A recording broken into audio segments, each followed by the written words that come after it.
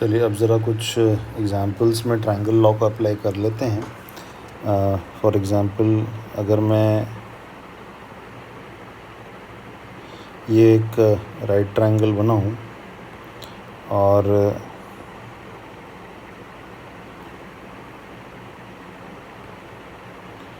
ये मेरा ए वेक्टर है और ये मेरा बी वेक्टर है, सो देन क्वेश्चन ये है कि ए वेक्टर प्लस बी वेक्टर को आप इंडिकेट कीजिए। तो देखिए बहुत सिंपल है। ट्रायंगल लॉ की डिमांड ये होती है एक के हेड पे दूसरे की टेल आनी चाहिए। तो ये ए वेक्टर है, हो गया ड्रॉ। इसके हेड पे मतलब जहाँ ए वेक्टर ख़त्म हुआ बी वेक्टर शुरू हुआ, बी वेक्टर की टेल आई, फिर ये बी वेक्टर तक आ गए। तो अगर आप ए वेक्टर और बी वेक्टर को सीक्वेंस में फॉलो करें, ट्रैवल करें, एरो के अलॉन्ग फॉलो करना है तो आप कर सकते हैं। ये ए वेक्टर फॉलो किया, फिर बी वेक्टर फॉलो किया, यानी इफ़ेक्टिवली ये स्टार्टिंग पॉइंट है, ये टर्मिनेटिंग पॉइंट है। तो रिजल्टेंट जो होगा वो स्टार्टिंग पॉइंट और टर्मिनेटिंग पॉइंट को कनेक्ट करने वाला डायरेक्ट वेक्टर होगा। तो ये वाला जो वेक्टर होगा बच्चों, ये होगा हमारा रिजल्टेंट वेक्टर। ठीक है, सो देयरफॉर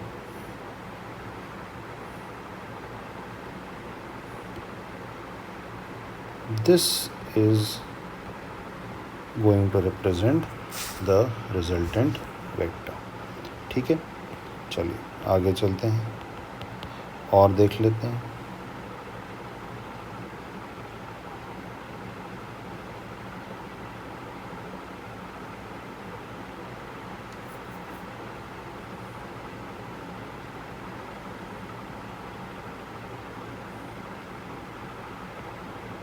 ये दो वेक्टर्स मार्क किए हुए हैं, जैसे इस वेक्टर का नाम है पी वेक्टर, इसका नाम है क्यू वेक्टर। तो ये पी वेक्टर ड्रॉ हुआ, जहाँ पी वेक्टर ख़त्म हुआ उसके हेड पे क्यू की टेल आ गई और फिर ये क्यू वेक्टर फॉलो हुआ। तो अगर आप दोनों वेक्टर्स को सीक्वेंस में फॉलो करते हो तो कैसे ट्रैवल करते? पहले पी वेक्टर, उसके एरो को फॉलो किया, फिर क्यू वेक्टर, यहाँ पहुँच गए, यहाँ से स्टार्ट करके यहाँ पहुँच गए।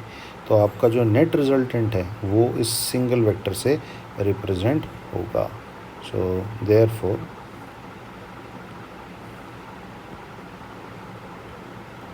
ये हो जाएगा आपका रिजल्टेंट। अब कोई अगर आपसे पूछता है कि चलो ज़रा एंगल्स बताओ तो दोनों वेक्टर्स के बीच में कौन कौन से एंगल्स बन रहे हैं, तो जैसे यहाँ अगर आप देखें तो ए वेक्टर और रिजल्टेंट कॉमन टेल पर है, तो ये वाला इनके बीच का एंगल हो जाएगा alpha. What about B vector and resultant? देखो हेड से हेड टकरा रहे हैं, तो हेड से हेड टकरा है तो भी डायरेक्टली एंगल मार्क किया जा सकता है, तो ये हो गया beta.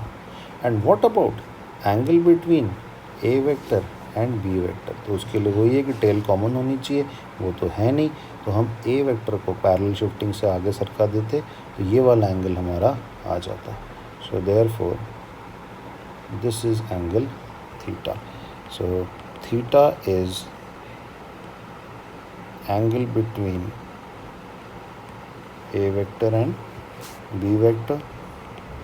Alpha is angle between a vector and resultant, और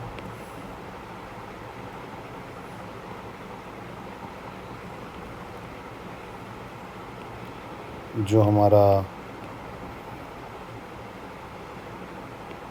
बीटा है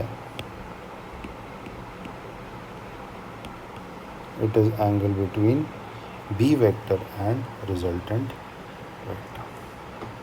ठीक है, चलिए यहाँ पे भी मार्क कर लेते हैं ज़रा फटाफट एंगल्स। यहाँ देखिए तो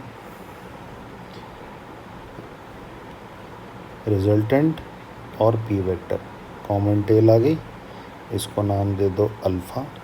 So alpha is angle between p vector and resultant vector। ये वाला एंगल देखो बीटा, रिजल्टेंट का हेड और क्यू का हेड दोनों मिल रहे हैं तो ये उनके बीच का एंगल हो गया। So beta is angle between Q vector and resultant, and theta which is angle between P vector and Q vector. इसको कहाँ मार्क करोगे? अब देखो ये पी वेक्टर है मगर उसके हेड पे क्यू वेक्टर की टेल आ गई, तो एंगल डायरेक्ट नहीं मिलेगा, हमें पी वेक्टर को ऐसे आगे सरकाना पड़ता कॉमन टेल पे, और ये बाहर का एंगल जो है ये कहलाता angle between P vector and Q vector. ठीक है, इस तरह से हमको ये चीज़ें देखनी है।